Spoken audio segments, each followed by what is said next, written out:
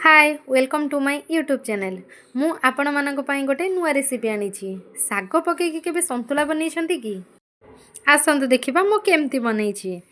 गोटे कड़ई रे किछि पानी नहीं जिबा एवं सेही पानी रे किछि हळदी एवं लूण पकईकी ताकू छाड़ी दबा एवं से परिबा तक काटिकी से पानी फुटी आसी सारिले से परिबा तक सेथिरे छाड़ी दबा।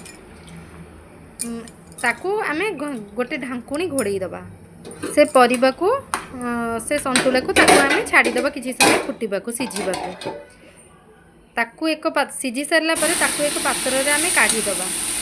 से कड़ई रे आमे किछि तेल नेबा एवं किछि फुटण लंका दे आमे ताकू फुटेइबा।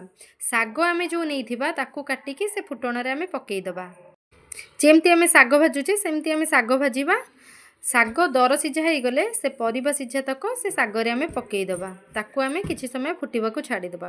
फुटी हो सारिला परे ताकू एक पात्र रे काढिबा एवं टेस्ट करिबा। देखिबे आपण माने केमती लागुची केते स्वादिष्ट लागुची। थरे तो हेले टेस्ट करंतु।